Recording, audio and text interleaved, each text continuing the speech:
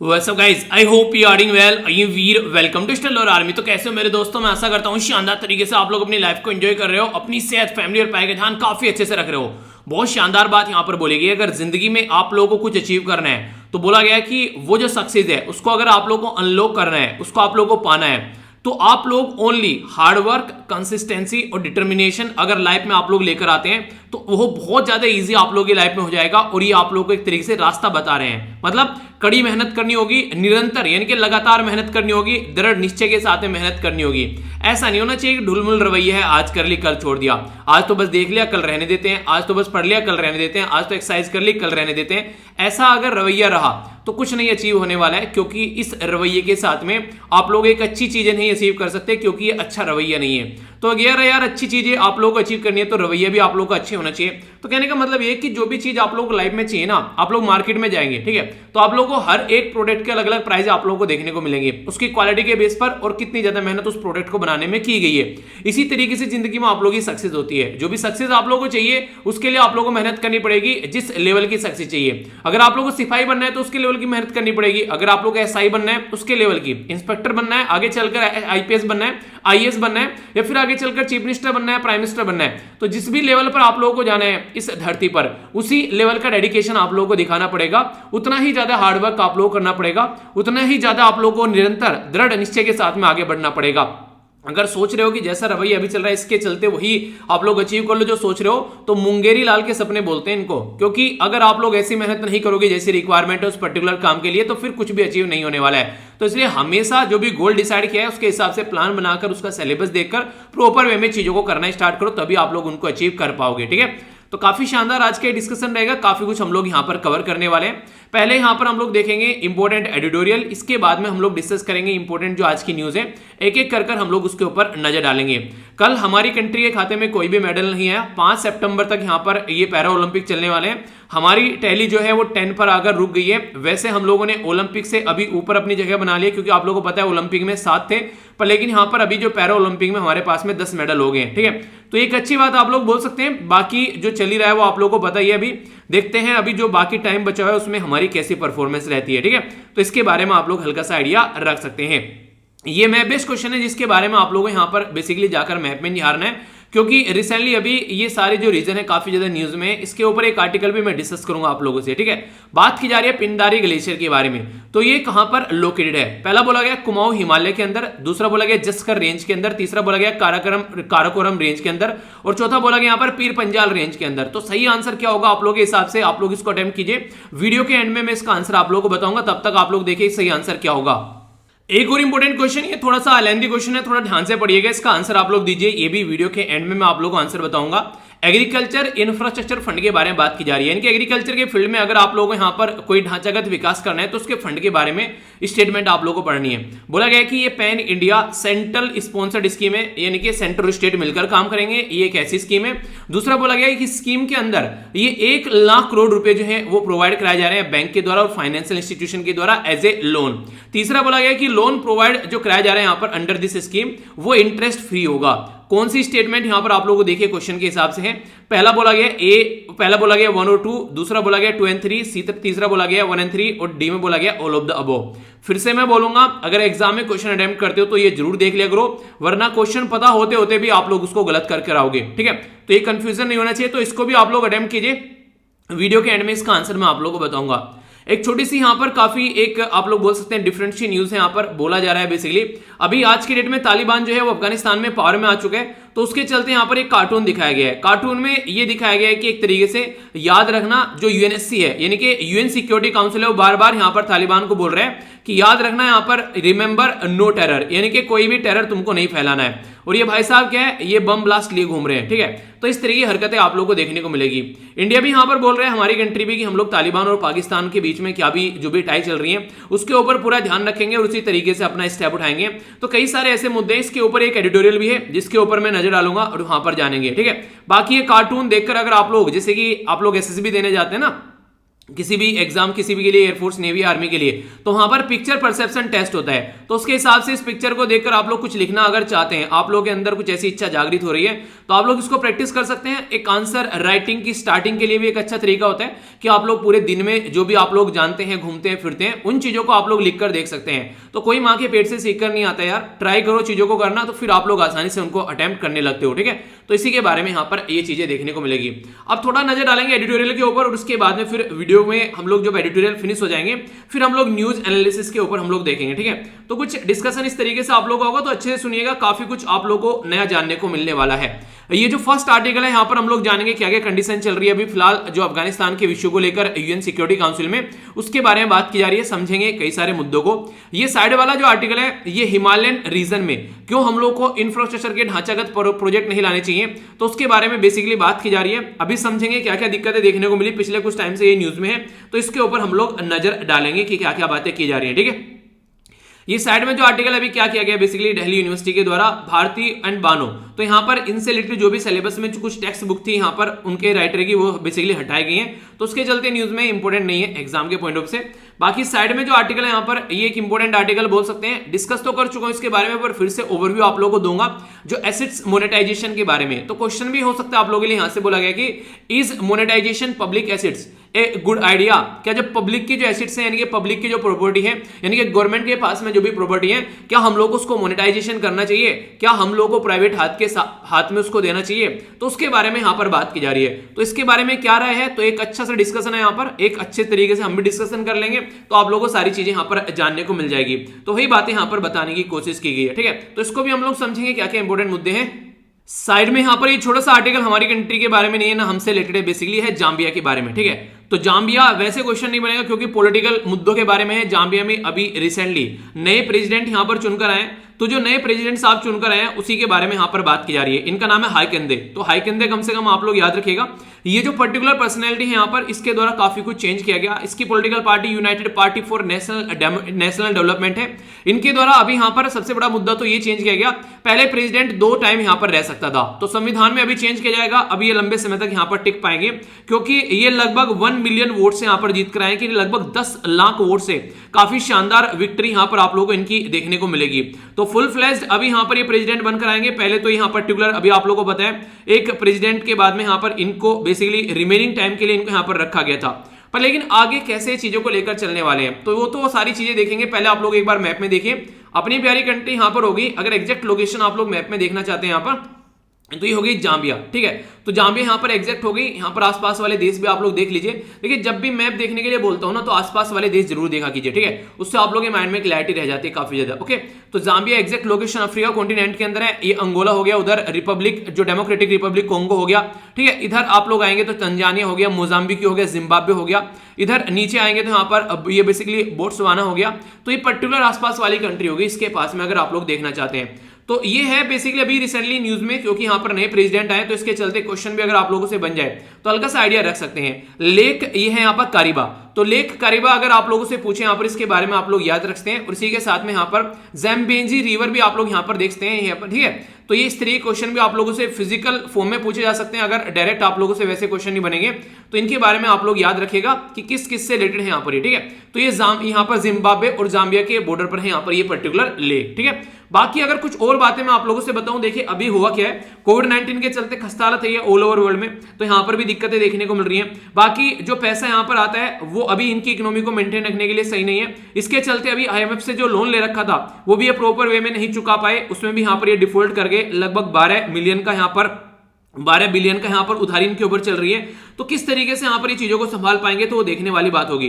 तो अभी जो है बेसिकली काफी बुरी कंडीशन में है कंट्री, ऐसा आप लोग बोल सकते हैं। तो उसको कितना पैटर्न में लेकर आते हैं। और सबसे इंपॉर्टेंट बात यहाँ पर ये, आज की डेट में अफ्रीका के अंदर में कोई भी पॉलिटिकल पार्टी पावर में आती है तो उनको ये लगता है कि दहेज में मिला हुआ माल है, एक बार पावर में आ गए फिर उसको छोड़ना नहीं है। ठीक है, तो इसके चलते यहाँ पर अभी जो एक पर्टिकुलर रिपोर्ट प्रस्तुत की जाती है जिसको बोलते हैं basically variety of democracy report project. ठीक है, तो वैरायटी ऑफ डेमोक्रेसी प्रोजेक्ट के अंदर अगर आप लोग बात करेंगे, जो 2021 में रिपोर्ट प्रस्तुत की गई है, ये वर्ल्ड में वर्स्ट डेमोक्रेसी की कैटेगरी में बढ़ता हुआ जा रहा है जाम्बिया यहाँ पर। इसके चलते यहाँ पर यानी कि डेमोक्रेसी खत्म होती जा रही है जिस तरीके से यहाँ पर नया लीडर जो चुनकर आ रहे हैं, ठीक है। तो उसके चलते आप लोग याद रखिएगा। तो यहाँ पर आप लोगों को ये बताना है कि यहाँ पर जो यहाँ पर वेराइटीज ऑफ डेमोक्रेसी प्रोजेक्ट है, इनकी जो रिपोर्ट है किसके द्वारा प्रस्तुत की जाती है, तो थोड़ा सा रिविजन आप लोगों का हो जाएगा, इसके बारे में आप लोग को बताना है, ठीक है। तो ये इसके बारे में यहां पर बात की गई है। इसी के साथ में कहां पर कितने डोज हम लोगों ने दे दी है कोविड-19 के, वो तो सही है, पर लेकिन ये डोज काम कितना कर रहे हैं उसके बारे में थोड़ा जान लेते हैं। तो ये वाली न्यूज है यहां पर, इसके बारे में थोड़ा सा नजर डालेंगे, फिर हम लोग आगे बढ़ते हैं। देखिए हुआ क्या है, अभी ऑल ओवर वर्ल्ड में अगर आप लोग देखिए एक नया मुद्दा सामने निकल कर आ गया कि जो भी पर्सन जो है आज के डेट में दवाई लगा कर गया है, जैसे मैंने आप लोगों से पूछा था कोविशील्ड लगाई है आप लोगों ने या फिर आज के डेट में जो दूसरे वाली मेडिसिन लगाई है, ठीक है। तो मैक्सिमम जो बच्चे हैं मैक्सिमम के द्वारा यहां पर बोला गया कोविशील्ड ही लगाई गई है, ठीक है। कोवैक्सीन बहुत कम लोगों के द्वारा लगाई गई है। तो इससे आप लोग देख सकते हैं यहां पर चाहे कोविशील्ड हो चाहे कोवैक्सीन हो, वो जो दवाई हमारे द्वारा बनाई गई थी वो कोविड-19 का एक नॉर्मल जो वायरस था, सीधा सीधा सा बच्चा था जो आया था यहां पर सोसाइटी में, फिर आगे चलकर उसने खतरनाक रूप लेना स्टार्ट कर दिया, अलग अलग वेरिएंट बनाने स्टार्ट कर दिए, ठीक है। एक सुपरसोनिक स्पीड से चल रहा है, एक हाइपर सुपरसोनिक स्पीड से चल रहे हैं, यानी कि एक तरीके से पूरा कोहराम मचा रहे हैं। तो इसके जो अलग अलग नाम निकल कर आए वो अलग अलग कंट्री से निकल गए, जैसे अल्फा आ गया यूके से निकल कर, बीटा आ गया साउथ अफ्रीका से, गामा आ गया ब्राजील से, डेल्टा आ गया इंडिया से, यहां पर कप्पा आ गया ये भी इंडिया से। तो हमारी कंट्री में सबसे ज्यादा इंपैक्ट डालने वाला है वो है यहां पर, ये है बेसिकली डेल्टा। तो इसके बारे में आप लोग याद रखिएगा, जिसके बारे में आप लोगों से क्वेश्चन भी पूछा जा सकता है। तो हमारी कंट्री में हो क्या रहा है, जिन को भी कई सारे ऐसे हैं जो डॉक्टर्स हैं आज के डेट में, तो ये जो पर्टिकुलर ये चीजें इंफॉर्मेशन सामने निकल कर आई है कि जिनको ऑलरेडी दोनों डोज दिए जा चुके हैं वो भी फिर से यहां पर बीमार पड़ रहे हैं डेल्टा वायरस के चलते। यानी कि जो कोविड-19 की दवाई बनाई गई है, जो कोविड-19 के डोज दिए जा रहे हैं डेल्टा वायरस के ऊपर, वो ज्यादा कारगर साबित हो रही है। और ऐसा नहीं है कि हमारे ही देश के अंदर ऐसा आप लोगों को देखने को मिलेगा, इवन इजराइल के अंदर भी यहां पर ऐसी न्यूज सामने निकल कर आ रही है जहां पर काफी लार्ज स्केल पर ये कोविड-19 के डोज दे चुके हैं। तो यहां पर भी ये बोला जा रहा है कि जिन लोगों को ऑलरेडी कोविड-19 के डोज दे चुके हैं उनको भी कई बार यहां पर इंफेक्शन देखने को मिल रहा है। अच्छी बात यहां पर यह है कि किसी की डेथ नहीं हो रही है, ठीक है, ये एक अच्छी बात बोल सकते हैं। पर लेकिन आप लोगों को याद होगा मैंने बोला था सीवियर एक्यूट रेस्पिरेटरी जो सिंड्रोम है, जो 2002 में यहां पर चाइना के अंदर आया था, उसमें कोई भी दवाई अवेलेबल नहीं थी। लोगों ने अपनी खुद की इम्यूनिटी डेवलप की उनकी बॉडी ने, और उसके बेस पर वो वायरस के साथ में लड़े। तो लगभग 3-3, 4-4 साल तक वहां पर उनकी बॉडी के अंदर एंटीबॉडी और इम्यूनिटी डेवलप रही, क्योंकि नेचुरली वो डेवलप हुई थी। पर लेकिन प्रेजेंट टाइम पर ऐसा नहीं हो रहा है, ज्यादा लंबे समय तक ये चीजें नहीं टिक पा रही हैं, तो ये और ज्यादा मुद्दा हो गया है। तो इस आर्टिकल में इनके द्वारा ये बोला गया सीधा सीधा कि भाई साहब एक पर्टिकुलर दवाई बनाकर सबको पेलने से अच्छा है कि आप लोग क्या कीजिए, आप लोग अच्छे से एनालिसिस कीजिए कि दवाई बनाइए अलग अलग वायरस के लिए, जो भी यहां पर वेरिएंट है उनके ऊपर कारगर वो होनी चाहिए। तो और ज्यादा स्टडी आप लोग करनी पड़ेगी। तो vaccine maker should move to make the vaccine for the delta variant, जो कि यहां पर सबसे ज्यादा इंपैक्ट डाल रहा है खासकर इंडिया के अंदर में, और अभी केरला के अंदर इसका काफी बड़ा कंट्रीब्यूशन भी देखने को मिला। तो इसके चलते आप लोगों को फोकस देकर चलना पड़ेगा। और कई सारी बातें यहां पर बताई गई है, बेसिकली INSA इसका नाम जरूर याद रखिएगा, ठीक है, COG इसको क्या बोलते हैं, इसको बोलते हैं हमारी कंट्री में the Indian SARS-CoV-2 genomic consortium, ठीक है। तो ये यहां पर ट्रैक करता है अगर कोई म्यूटेशन निकल कर आती है, यानी कि कोरोना वायरस के जो नए नए बच्चे आ रहे हैं निकल के, इनके बारे में ये वाला ध्यान रखता है। तो डेल्टा वेरिएंट सबसे ज्यादा खतरनाक होता जा रहा है, और इंडिया की जो दवाई है वो भी कई बार देखने को मिल रहा है ज्यादा कारगर साबित नहीं हो रही है। तो उसी के हिसाब से हम लोग को यहाँ पर इसके ऊपर काम करना चाहिए, वरना आने वाले टाइम में यहाँ पर काफी ज्यादा दिक्कतें देखने को मिलेगी।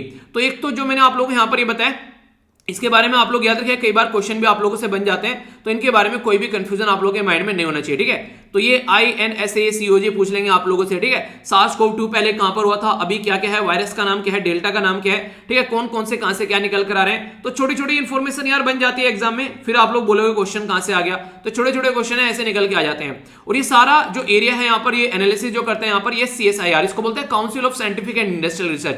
तो इसके बारे में अगर क्वेश्चन आप लोगों से पूछे कि ये जो है किस मिनिस्ट्री के अंडर में आती है, तो ministry of science and technology के अंदर में आती है। रजिस्टर किसके अंडर है यहाँ पर, ये सोसाइटी रजिस्ट्रेशन एक्ट के अंदर ये रजिस्टर 1942 में इसको बनाया गया था। प्राइम मिनिस्टर ऑफ इंडिया जो होते हैं इसके एक्स ऑफिशियो चेयरमैन होते हैं। एक्स ऑफिशियो चेयरमैन मतलब अगर किसी पोस्ट पर आप लोग आज के डेट में चले जाते हो तो दूसरी पोस्ट आप लोगों को वैसे ही मिल जाना, ना तो इलेक्शन लड़ने उसके लिए, ना ही आप लोगों को उसके लिए बेसिकली पर्टिकुलर कोई एग्जाम देना है, वो आप लोगों को फ्री में मिल गई, ठीक है। जैसे आप लोग प्राइम मिनिस्टर बन गए तो उसको एक्स ऑफिशियो बोलते हैं। वाइस प्रेसिडेंट इसके यहाँ पर ministry of science and technology के जो आज के डेट में हमारे मिनिस्टर हैं उनके होते हैं। बाकी डायरेक्टर जनरल कौन है वो आप लोग बताइए, कई सारे फील्ड में ये काम करती नजर आती है। अगर इसके बारे में बात करें तो इसको बोलते हैं council of scientific and industrial research. तो हमारी कंट्री में काफी लार्ज स्केल पर ये काम करती है, ठीक है। तो खासकर ये इसके लिए भी कई बार न्यूज में है। तो क्वेश्चन अगर इससे भी पूछ लिया जाए तो फिर बोलना कि हाँ ये तो पढ़ाया था यार, पर लेकिन याद नहीं आया, ठीक है। तो याद करते रहिए, चीजों को भूलना नहीं है, ठीक है। याद करने के लिए मैं ये नहीं बोल रहा हूं कि रटना है आप लोगों को, चीजों को याद करने का बेसिक पर्पज मेरा बोलने का है कि हाँ चीजों को आप लोग याद रखिए कि हाँ ऐसा कुछ कवर हुआ है, रिविजन करते रहिए, ठीक है।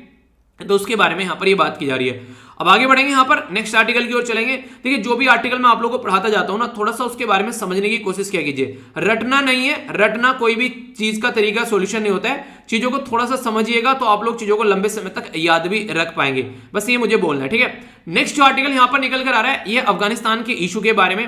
तो अफगानिस्तान के इशू के बारे में क्या क्या बातें की जा रही है। अभी यहां पर ये बोला गया कि यूएन यानी कि यूनाइटेड नेशन के अंदर में जो अभी तालिबान के ऊपर जो भी यहां पर अभी फिलहाल अब तक प्रतिबंध लगे हुए थे उसको लेकर बात की जानी है। तो यहां पर उनको बेसिकली ये इंश्योर करना चाहिए कि तालिबान के अंदर जो जनता है ना, अब तक तालिबान के अंदर जो जनता रह रही है, वहां पर जो भी पब्लिक रह रही है, उनकी लाइफ के बारे में बात करनी चाहिए ताकि ह्यूमन राइट को वो मेंटेन रखकर चल सके, वहां पर दादागिरी न दिखाए। पता चला सब पर गोले बरसाए जा रहे हैं, ठीक है। तो अफगानिस्तान को आसपास वाले एरिया में पूछे कौन कौन सी कंट्री टच करती है, अगर क्वेश्चन बन जाए तो एग्जाम में क्या बोलोगे कि कौन कौन सी कंट्री अफगानिस्तान के साथ में बॉर्डर टच करती है।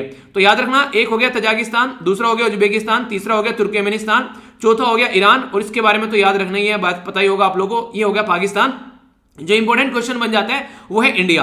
याद रखना एग्जाम में क्वेश्चन बन जाएगा तो इंडिया आप लोगों को याद रखना है, क्योंकि हमारी कंट्री का जो ऑफिशियल मैप है उसके हिसाब से जब आप लोग चलोगे तो अफगानिस्तान सबसे कम बॉर्डर टच करता है हमारी कंट्री में, जो पाक ऑक्युपाइड एरिया है। तो वैसे तो पाक ऑक्युपाइड एरिया पर, लेकिन वैसे यूनियन टेरिटरी लद्दाख के साथ में बॉर्डर टच करता है, ये याद रखना, ना कि यहां पर जम्मू एंड कश्मीर। क्योंकि जो नया मैप अभी निकल कर आया उसमें आप लोगों को याद होगा जम्मू एंड कश्मीर को डिवाइड कर दिया गया, यहां पर बेसिकली जम्मू एंड कश्मीर और लद्दाख यूनियन टेरिटरी में। तो जो अफगानिस्तान टच करता है वो लद्दाख वाला पोर्शन टच करता है, ना कि जम्मू एंड कश्मीर वाला। तो दोनों ऑप्शन रहेंगे एग्जाम में आप लोग कंफ्यूज आने के लिए, तो कंफ्यूज बिल्कुल भी नहीं होना है। और इंपॉर्टेंट बात, अब आप लोगों से क्वेश्चन भी पूछ लेता हूं इसी के चलते। ये तो बता दिया कि अफगानिस्तान को कितनी कंट्री टच करती है, अब हमारी कंट्री को कितनी कंट्री टच करती है ये आप लोगों को बताना है। रिवीजन भी आप लोगों को हो जाएगा, और इसको दो तरीके से आप लोग लिख सकते हैं, या तो इंक्रीजिंग से डिक्रीजिंग ऑर्डर में लिखे सबसे ज्यादा कौन टच करता है, उसके बाद में कौन कौन टच करता है, या फिर नीचे से ऊपर को आप लोग चलना है, ठीक है। तो ये याद रखना, अफगानिस्तान जो है साउथ एशिया की एक कंट्री है, और अफगानिस्तान की जो बेसिकली कैपिटल है, और काबुल इसकी करेंसी है। तो ये बेसिक इंफॉर्मेशन होगी इसके बारे में। अभी आगे चलते हैं, जो इंपॉर्टेंट मुद्दा है यहां पर, आप लोगों को पता है कि यहां पर बेसिकली क्या बोलने की कोशिश की जा रही है कि 20 साल तक यहां पर यूएसए ने जो रूल किया है, जब से पहले यहां पर तालिबान था, इससे पहले तालिबान को यहां पर बेसिकली लतियाकर भगाया गया यूएसए के द्वारा, और फिर यहां पर यूएसए पावर में आ गया। तो यहां पर यूएसए पावर में नहीं आया, यूएसए ने दूसरी डेमोक्रेटिक गवर्नमेंट को पावर में लाने का बेसिकली काम किया। तो उसके चलते जो भी काम चला पिछले 20 सालों में पोस्ट तालिबान यानी कि तालिबान के बाद में, तो काफी अच्छी एजुकेशन लेवल बढ़ी, काफी सारे लोग स्कूल में जाना स्टार्ट हो गए। तो यहां पर लगभग 9 लाख के करीब बच्चे जाते थे, अब यहां पर लगभग 8 मिलियन यानी कि यहां पर आज के में 80 लाख के करीब जो लोग हैं वो यहां पर बेसिकली स्कूल में जा पा रहे हैं। तो इस तरीके से आप लोग समझ सकते हैं, और कई सारी गर्ल्स भी हैं इसमें। लिटरेसी रेट जो है यहां पर पहले 12% था पढ़ाई लिखाई का, अब यहां पर हो गया 35%। अच्छा, हमारी कंट्री में अगर मैं आप लोगों से पूछूं 2011 का जो सेंसस था, जो जनगणना थी, उसके हिसाब से लिटरेसी रेट अपनी कंट्री कितना है, क्या आप लोगों को पता है? बताइए। लाइफ एक्सपेक्टेंसी जो है यहां पर ये 40 थी, अब यहां पर 63 हो गई है। अर्बनाइजेशन यानी कि शहरीकरण जो था 26% था, अब 70% हो गया। तो यहां पर लोगों के घर में टीवी वगैरह भी देखने को मिल जाएंगे। 320 जो यहां पर माइल्स जो रोड हुआ करती थी यहां पर, अब यहां पर ये 10,000 के करीब हो गई है, यानी कि काफी अच्छा इन्वेस्टमेंट किया गया। इन्फेंट मोर्टेलिटी रेट यानी कि अगर बच्चा जो होता है उसकी जो डेथ होती है 1000 पर कितने बच्चों की डेथ हो गई, उसका जो यहाँ पर ये भी अच्छा खासा यहाँ पर और हुआ है, यानी कि अब ये भी चीजें कम हो गई हैं लगभग 20% तक, यानी कि अब डेथ नहीं होती है, अब लोग जो है हेल्थी रहने को देखने को मिलेंगे। पर लेकिन ये सारे जो डेवलपमेंट हुए ये सदमे में आ गए जैसे तालिबान यहाँ पर पावर में आया, क्योंकि उसने आते ही काफी सारी ऐसी हरकतें की। तो अब ऐसे कैसे आके लेकर चलोगे आप इसको, तो हमारे ऊपर इसका रेस्पॉन्सिबिलिटी आ गई है। एक तो कई सारे मुद्दे आप लोगों ने देखे होंगे यहाँ पर अभी मार्केट में न्यूज में आ रहे हैं कि यार अफगानिस्तान को तो बिल्कुल भी यूएन सिक्योरिटी काउंसिल में कुछ नहीं बोला जा रहा है, उनको तो सबको रिहा करने की बात की जा रही है, सारे टेररिस्ट जो उनके ऊपर लगे हुए हैं धब्बे उनको हटाने की बात की जा रही है। तो सितंबर में अभी यहाँ पर जो मीटिंग होने वाली है, जो रिजोल्यूशन बोला जाता है 1988 कमेटी, तो ये तालिबान से रिलेटेड है, तालिबान के सैंक्शन से रिलेटेड कमेटी है यहाँ पर। तो ऐसा कुछ नहीं है, अब तक ये बोल दिया गया हो कि यहाँ पर जो इसके टेररिस्ट हैं, जैसे कि यहाँ पर बात की जा रही है सिराजुद्दीन हक्कानी, इसी के साथ में मुल्ला ब्रदर, तो इनके ऊपर से यहाँ पर आज के में कोई सैंक्शन हटाया जाएगा। तो अभी इसके ऊपर कोई बात नहीं हुई है। तो हमारी कंट्री क्यों इंपॉर्टेंट हो जाती है, क्योंकि आज की डेट में हमारी कंट्री भाई साहब यहाँ पर चेयरपर्सन है जो यूएन सिक्योरिटी काउंसिल के अंदर। तो इंडिया का जो परमानेंट रिप्रेजेंटेटिव यूएनपीआर जो है यहाँ पर ये हम लोग कमेटी को हेड करेंगे यहाँ पर दिसंबर 2020 तक का। तो इसके चलते जो तालिबान के जो लीडर हैं उनके रिलेटेड कुछ भी अगर चीजें होनी है तो ये हमारे हाथों के नीचे से होकर जाएगी। तो देखते हैं जो भी चीजें होगी यहाँ पर। बाकी इंपॉर्टेंट बात यहाँ पर ये, आज की डेट में लगभग 14 ऐसे तालिबानी यहाँ पर नेता है जो पब्लिक में जाकर लोगों से बात करते हैं और वहां पर क्या क्या तालिबान चीजों को आगे लेकर चलेगा उसके बारे में बात करते हैं। चलो सही है यार, आप लोग बात करें, पर लेकिन रियलिटी में क्या हम लोग इनको इतनी आजादी देंगे कि हाँ ये इस तरीके से अपनी लाइफ को एंजॉय कर सकते हैं? तो उसके बारे में देखना पड़ेगा, क्योंकि कोई डेमोक्रेटिक रूल तो स्टैब्लिश कर नहीं रहे यहाँ पर, ये कोई जनता के ह्यूमन राइट को तो फॉलो करके चल नहीं रहे यहाँ पर। ये आज के डेट में अफगानिस्तान के अंदर पोलियो के केसेस सबसे ज्यादा आप लोगों को देखने को मिलेंगे, अफगानिस्तान और पाकिस्तान के अंदर। वहां पर आज के डेट में सबसे ज्यादा दिक्कत में लोग नजर आ रहे हैं। आप लोगों ने देखा ही होगा ना कितने ज्यादा जो वीडियो वायरल हुए थे यहाँ पर, कितने सारे ब्लास्ट वगैरह देखने को मिले एयरपोर्ट पर ही, काबुल एयरपोर्ट पर दुनिया भर के लोगों की जान चली गई। तो कोई अच्छे काम तो कर नहीं रहे, तो किस तरीके से आप लोग इनके ऊपर सैंक्शन को हटाओगे, वो चीजें देखने को मिलेगी। तो आने वाले टाइम में यहाँ पर किस तरीके चीजों को लेकर चल रहे हैं, जो फंड यहाँ पर IMF, वर्ल्ड बैंक के द्वारा, अलग अलग इंटरनेशनल ऑर्गेनाइजेशन के द्वारा दिया जाना था, क्या वो तालिबान को भी यूज करने के लिए दिया जाएगा, उसके बारे में यहाँ पर बात की जानी है। तो बहुत सारे मुद्दे ऐसे हैं जिसके बारे में सोचा जाएगा। खुद का तो कोई पैसा है नहीं, इंपॉर्टेंट क्वेश्चन बन जाएगा, याद रखना। गोल्डन क्रिसेंट जो है यहाँ पर, एक तो ये आप लोगों को देखने को मिलेगा और एक है गोल्डन ट्रायंगल। तो यहां से बेसिकली ये पैसा कमा सकते हैं। कैसे पैसा कमाते हैं? क्योंकि ओपीएम की खेती यहां पर की जाती है। तो इसके चलते यहां पर अगर आप लोगों से पूछ ले गोल्डन क्रिसेंट में कौन कौन सी कंट्री आती है, तो याद रखना ईरान हो गया, पाकिस्तान हो गया और अफगानिस्तान हो गया। अगर पूछ ले गोल्डन ट्रायंगल में कौन कौन आता है, तो बर्मा हो गया, थाईलैंड हो गया, लाओस हो गया और वियतनाम हो गया। ठीक है, तो ये कंट्री यहाँ पर वियतनाम है। ठीक है, तो टोटल मिलाकर दोनों साइड में इंडिया बीच में पड़ गया, तो काफी लार्ज स्केल पर ये व्यापार बढ़ सकता है, क्योंकि वैसे तो तालिबान के हाथ में पैसा कुछ रहेगा नहीं। तो इस तरीके से कैसे चीजें आगे चलेंगी तो वो देखने वाली बात होगी यहाँ पर। इसी के साथ में सिग्निफिकेंस यहाँ पर ये है, अब जब से यहाँ पर यूएसए ने पुल आउट किया तालिबान के अंदर से, तो तब से यहां पर तालिबान ने बेसिकली अफगानिस्तान के अंदर से तालिबान ने टेक ओवर ले लिया है। तो उसके चलते यूएन की जो यहां पर ये पर्टिकुलर मीटिंग है अफगानिस्तान के ऊपर, इसकी पहली यहां पर अभी कमेटी की मीटिंग होने वाली है। तो इसमें जो परमानेंट 5 मेंबर है जिनके पास में वीटो पावर होती है, तो परमानेंट 5 मेंबर कौन कौन है, ये यूएन सिक्योरिटी काउंसिल के अंदर याद रखना 5 परमानेंट है और 10 नॉन परमानेंट मेंबर है। तो टोटल मिलाकर 15 मेंबर है। तो 15 में से जो 5 है ये पावरफुल है, 5 पांडव इनको आप लोग बोल सकते हैं, जिनके पास में वीटो पावर होती है। वीटो पावर मतलब अगर किसी ने भी बोल दिया ये काम एक ने नहीं होगा तो वो काम नहीं होगा, तो ये वीटो पावर होती है। तो यूएसए, रसिया, चाइना, फ्रांस और यूके आप लोग को देखने को मिलेगा। तो उसी के बारे में यहां पर बात की जा रही है, तो किस तरीके चीजों को लेकर चला जाएगा अभी देखते हैं इनकी इंटेंशन क्या है इसको लेकर। रसिया और चाइना तो आप लोग को पता है वो बेसिकली सपोर्ट करता हुआ तालिबान को नजर आएगा। बाकी अलग अलग कंट्री और क्या बात करती है वो देखने वाली बात होगी। और अफगानिस्तान में किस तरीके चीजों को आगे लेकर चला जाएगा, क्योंकि इनके द्वारा अभी अफगानिस्तान का नाम जो था पहले यहां पर इस्लामिक रिपब्लिक ऑफ अफगानिस्तान जो था यहां पर उसका चेंज करके यहां पर अभी नाम जो है इस्लामिक एमिरेट्स ऑफ अफगानिस्तान कर दिया गया। बाकी फ्लैग वगैरह भी चेंज कर दिया गया। तो कई सारी चीजें इनके द्वारा चेंज की गई है। तो किस तरीके की चीजें चलेगी, अभी इंडिया के बारे में अगर बात करूं थोड़ी सी, तो सबसे पहले तो आप लोगों को पता है हमारी सिक्योरिटी के लिए काफी इंपॉर्टेंट है। दूसरा इंपॉर्टेंट आप लोगों को देखने को मिलेगा पाकिस्तान की इसकी सपोर्ट जो है उसके चलते हम लोग को दिक्कत देखने को मिल रही है। हमारे द्वारा जो भी डेवलपमेंट के प्रोजेक्ट चलाए गए हैं उसमें काफी सारी दिक्कत देखने को मिलेगी। तो ये 3 इंपॉर्टेंट मुद्दे तो जरूर याद रखेगा। चौथा इंपॉर्टेंट मुद्दा यहां पर अभी जो सामने निकल कर आ रहा है वो है south Asia association regional cooperation. अब तक इंडिया और पाकिस्तान के चलते ये ऑर्गेनाइजेशन जो है यहां पर वो ढंग से काम नहीं कर पा रही थी। ठीक है, इसके चलते पाकिस्तान बार बार अड़ंगे अड़ाता था यहां पर। अब अफगानिस्तान भी यहां पर पाकिस्तान के जो है बेसिकली नक्शे कदम पर चलने वाली कंट्री रहेगा। अब तक अगर अब के हिसाब से हम लोग देखकर चले तो क्या अब साथ जो है वो आगे बढ़ पाएगा, तो ये एक और वो मुद्दा यहां पर सामने निकल कर आ गया। तो इस तरीके से यहां पर ये और दिक्कतें देखने को मिलेगी। अब इंपॉर्टेंट क्वेश्चन क्या बन जाएगा आप लोगों के लिए, तो यहां से आप लोगों के लिए कई बार ऐसे प्रीलिम्स के लिए क्वेश्चन बन सकते हैं जितना ज्यादा ये न्यूज में है, तो आप लोगों से डायरेक्ट पूछ लेगा, 1 सेकंड नहीं लगेगी उसको। आप लोगों को ये बताना है कि बेसिकली साउथ एशिया एसोसिएशन जो रीजनल कोऑपरेशन है उसमें अफगानिस्तान के द्वारा कब ज्वाइन किया गया था। तो अफगानिस्तान जो है 8वां मेंबर बना था 2007 में। ठीक है, पर लेकिन बनाई कब गई थी, तो बनाई गई थी यहां पर ये 1985 में। ठीक है, तो याद रखना 1985 में यहां पर ये सार्क बनाया गया था। और 1885 में 100 साल पहले क्या बनाया गया था, इंडियन नेशनल कांग्रेस यानी कि आईएनसी बनाई गई थी।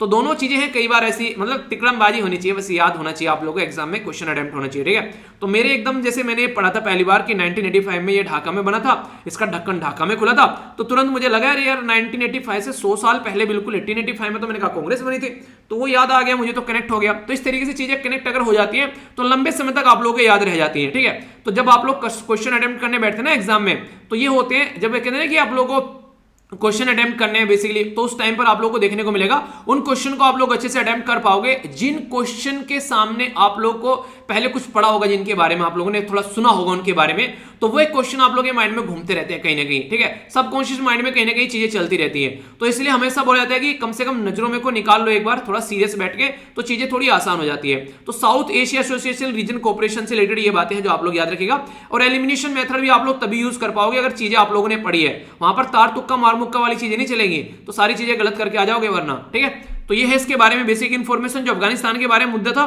बाकी देखते हैं यूएन सिक्योरिटी काउंसिल कहां पर जाकर थमता है, वो सारे मुद्दे जो भी होंगे हम लोग डिस्कस कर ही लेंगे, ठीक है। आगे चलते हैं, यहां पर बेसिकली बात की जा रही है is monetisation public assets is a good idea, यानी कि जो पब्लिक का जो एक तरीके से प्रॉपर्टी है उसको मोनेटाइज किया जा रहा है, उसको प्राइवेट के हाथ में दिया जा रहा है किराए पर, क्या ये सही तरीका है? तो आप लोग इसके बारे में क्या सोचते हैं, तो ये बेसिकली आप लोग यहां पर बता रहे हैं, ठीक है। तो क्वेश्चन आप लोग के सामने, इसको बेसिकली आप लोगों को याद होगा मैंने क्वेश्चन भी आप लोगों को दिया था, इसको भी आप लोग अटेम्प्ट कर सकते हैं। और हाँ, यहां पर ये फिर से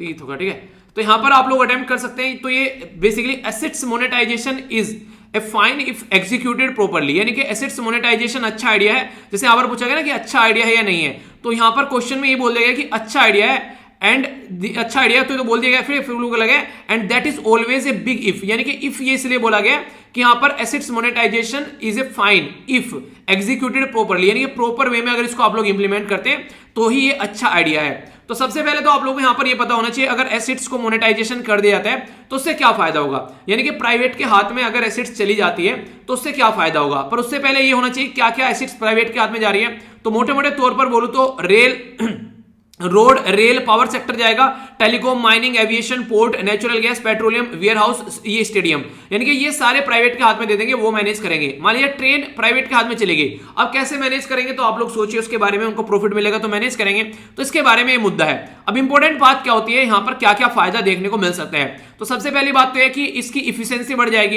एक तरीके से, क्योंकि ये प्रॉफिट के ऊपर फोकस करते हैं, अगर प्रॉफिट नहीं निकलेगा तो ये छोड़कर भाग जाएंगे, तो इफिशिएंसी बढ़ेगी यहां पर कहीं ना कहीं उस कंपनी की भी, ठीक है। इसी के साथ में प्रॉफिट ओरिएंटेड डिसीजन मेकिंग रहेगी, ऐसा नहीं कि कुछ भी डिसीजन लिए जा रहे हैं, पॉलिटिकल मोटिवेटेड डिसीजन लिए जा रहे हैं, तो पॉलिटिकल इंटरफेरेंस भी काफी एक तरीके से खत्म हो जाएगा, जीरो हो जाएगा, तो एक अच्छी चीज देखने को मिलेगी, क्योंकि वहां पर तो अगर पॉलिटिकल इंटरफेरेंस रहेगा तो काम ही नहीं चल पाएगा। इसी के साथ में मार्केट के हिसाब से काम चलेगा, तो एक अच्छा डिसिप्लिन आप लोगों को यहां पर देखने को मिलेगा।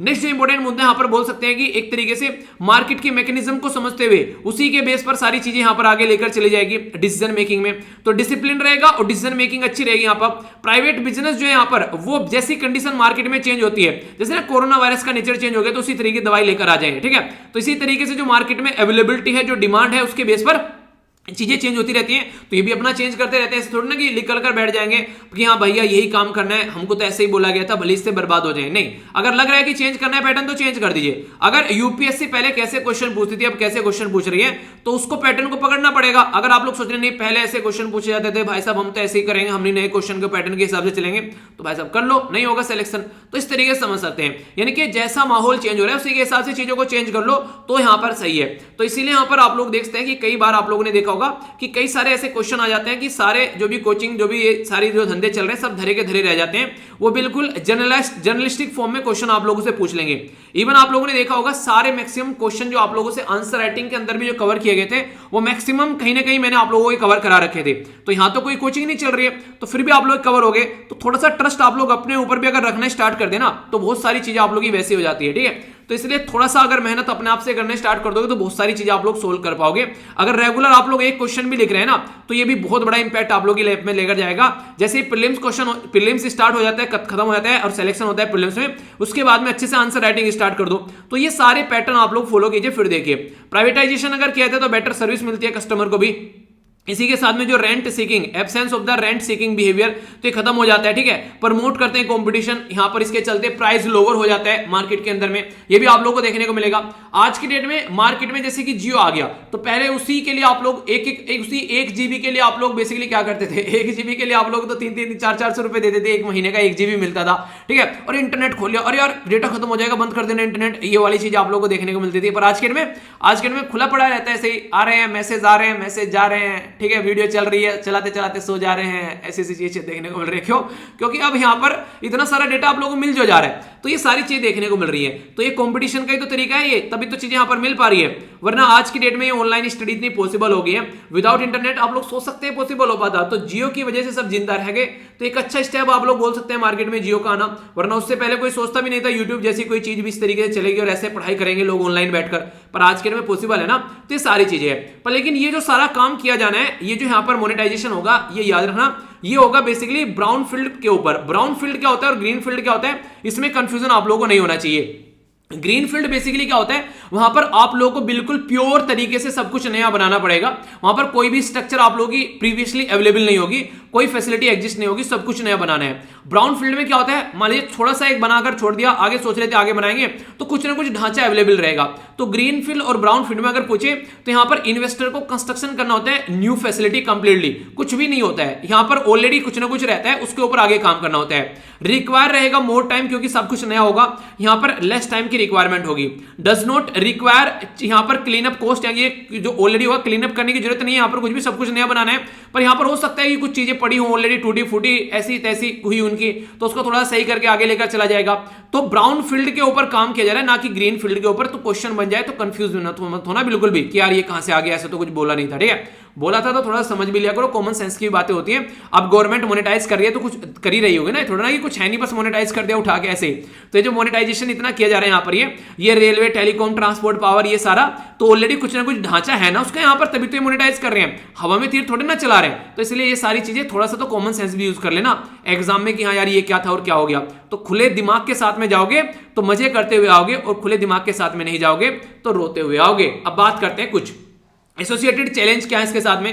देखिए सबसे इंपॉर्टेंट बात तो ये हो जाती है, कोई भी अगर हम लोगों ने सेक्टर मान लीजिए रेलवे दे दिया, अब कैसे आइडेंटिफाई करेंगे कि कितना पैसा हम लोगों को प्राइवेट से लेना चाहिए, ठीक है। तो लैक ऑफ आइडेंटिफाइबल जो रिवेन्यू हम लोग उसको आइडेंटिफाई नहीं कर पाते हैं, यानी कि पता चला कोई गवर्नमेंट का रिश्तेदार है, यार दोस्त है, उसको बोला कि चल ठीक है तो इतने में रख ले, ठीक है, मजे कर, ठीक है, वो वाली चीजें आप लोग देख सकते हैं, यानी कि भाई भतीजावाद देखने को मिल सकता है। स्लो पीस ऑफ प्राइवेटाइजेशन, अभी तो यहाँ पर इनको बेसिकली यहाँ पर रेंट पर दे दिया, तो बिल्कुल ऐसे उगाई पर जमीन दे दी किसी को, वो आगे बोल रहा है कि यार मैं खरीद लेता हूं इसको, आप पैसा ले लो, ठीक है, 5 लाख रुपए ले लो, 5 लाख रुपए में 1 बीघे जमीन मुझे दे दो, ठीक है। तो इस तरीके से आप आगे चलकर अभी यहां पर ये प्राइवेट, अभी यहां पर क्या हो रहा है, इसको बेसिकली उगाई पर दिया जा रहा है, आगे चलकर इसका प्राइवेटाइजेशन हो सकता है, इंक्लूडिंग एयर इंडिया, बीपीसीएल, जिसके बारे में बात की जा रही थी। इसी के साथ में यहां पर अभी एक चीज और देखने को मिलेगी, गवर्नमेंट में कई सारी चीजें तो ऐसी हैं कि प्राइवेट का काफी ज्यादा इंटरेस्ट रहता है, पर लेकिन कई सारी चीजें ऐसी भी देखने को मिलेगी इंटरेस्ट नहीं रहता है उनका, उनको लगता है कि फालतू में क्यों जाकर चपेटों में पड़ रहे हैं, एंजॉय करो अपने पैसों को अपने हिसाब से, ठीक है, तो देखने को मिलेगी। तो असिस्ट स्पेसिफिक चैलेंज रहते हैं, मान लीजिए उनको काम करना है ट्रेन के अंदर में, अब ट्रेन के अंदर जाकर उन्होंने काम करना स्टार्ट कर दिया, तो वहां पर अब कैसे यूटिलाइज करना है। अब गवर्नमेंट तो वहां तक किराया नहीं बढ़ाती थी, अब इनको तो लगेगा आते ही टैरिफ को रेगुलेट करना है, पैसा कमाई नहीं हो रही है, क्योंकि गवर्नमेंट तो यहां पर उन्हें दान धर्म करती थी, जनता के लिए काम करती थी, पर लेकिन ये थोड़ी ना जनता के लिए काम करेंगे, तो प्रॉफिट के लिए काम करेंगे। अगर इनको लगेगा प्रॉफिट नहीं हो रहा है तो तुरंत टैरिफ बढ़ाएंगे, तो आने वाले टाइम में यहाँ पर पावर सेक्टर हो गया, ट्रेन हो गया, उनमें अगर टैरिफ बढ़ते हुए नजर आने लगे तो कंफ्यूज मत होना कि यार ये इतने बड़े बड़े ये यहाँ पर इनके भाव क्यों बढ़ गए, ठीक है। इसी के साथ में यहाँ पर कुछ ऐसी है जैसे कि गैस या फिर पेट्रोलियम पाइपलाइन, अब क्या यूटिलाइज कर लेंगे उसका, बन गई तो बन गई, अगर तेल वगैरह लाना हो, गैस वगैरह लाना है तो ही यूटिलाइज किया जाएगा, तो वहां भी ज्यादा लोग आकर इन्वेस्टमेंट नहीं करते हैं, ठीक है। तो लो इंटरेस्ट देखने को मिलता है कई बार, जो छोटे छोटे हाईवे, बड़े बड़े हाईवे में आप लोग अच्छा इंटरेस्ट देखने को मिल जाता है, ठीक है। तो बिलो 4 लेन से नीचे कोई इंटरेस्ट नहीं दिखाता। कोंकण रेलवे के बारे में बात करें तो मल्टीपल स्टेक होल्डर मिल गए, इंक्लूडिंग गवर्नमेंट, जो स्टेट गवर्नमेंट वो भी आगे आ गए। कई जगह आप लोगों को देखने को मिलेगा कोई भी यहां पर बोली लगाने नहीं आया, कोई लेने के लिए तैयार ही नहीं है। तो यानी कहने का मतलब है कि हर चीज का कुछ ना कुछ प्राइस आप लोगों को देखने को मिलेगा उसी के हिसाब से, यानी कि मार्केट में एक इंसान जो है वो एप्पल बेच रहा है, ठीक है, एक इंसान जो है वो मैंगो बेच रहा है, एक इंसान जो है यहाँ पर चलकर कुछ और लीची बीची है जो भी आप लोगों को लगे वो बेचना स्टार्ट कर दिया। अब यहां पर कोच को लोग पसंद कर रहे हैं, लीची के ऊपर पता चला 2-4 गए, मैक्सिमम लोग एप्पल के ऊपर मंडरा रहे हैं, बच्चे कुछ यहां पर मैंगो के ऊपर मंडरा रहे हैं। तो यहां पर ये तो देखना पड़ेगा ना लोगों का इंटरेस्ट किस चीज में आ रहा है, तो उसके हिसाब से चीजें निकल कर आएंगी।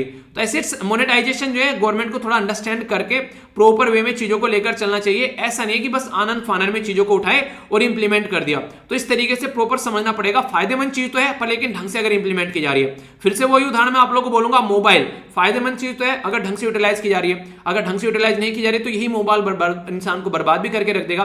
तो अब डिपेंड करता है कि कैसे आप लोग उस चीज को यूटिलाइज कर रहे हो। अगर यूटिलाइजेशन अच्छा है तो वो चीज बेस्ट है, और अगर यूटिलाइजेशन अच्छा नहीं है तो कितनी भी अच्छी चीज क्यों ना हो वो चीज खतरनाक है और बेकार है। यहां पर जो नेक्स्ट क्वेश्चन है ये भी एक इंपॉर्टेंट क्वेश्चन आप लोगों से बन सकता है कि infrastructure development and eco conservation should go hand in hand, यानी कि दोनों एक साथ में चलने चाहिए। इनको आप लोग अलग अलग तरीके से नहीं देख सकते। ये एस्से के तौर पर भी आप लोगों से पूछा जा सकता है और क्वेश्चन के तौर पर भी पूछा जा सकता है। तो जैसे भी आप लोग कंफर्टेबल लगे आप लोग उसको अटेम्प्ट कर लेना। बाकी मैं आप लोग को बताता हूं कि कंडीशन क्या चल रही है। अगर आप लोग को याद होगा संडे वाला अगर डिस्कशन आप लोगों ने देखा होगा लास्ट संडे में, तो ये एक आर्टिकल मैंने काफी डिटेल में डिस्कस किया था। तो उसी आर्टिकल को एनालिसिस करके यहां पर बेसिकली बताने की कोशिश की गई है। अभी रिसेंटली आप लोगों ने यहां पर जो बेसिकली बाढ़ आई थी काफी ज्यादा लार्ज स्केल पर, यहां पर लगभग 3 से 5 हजार के करीब लोग जो थे उनकी जान चली गई थी। ये बेसिकली पर्टिकुलर जिसके ऊपर केदारनाथ मूवी भी बनी। ऐसी कई सारी दिक्कतें आप लोगों को पास में भी देखने को मिलती हैं यहाँ पर।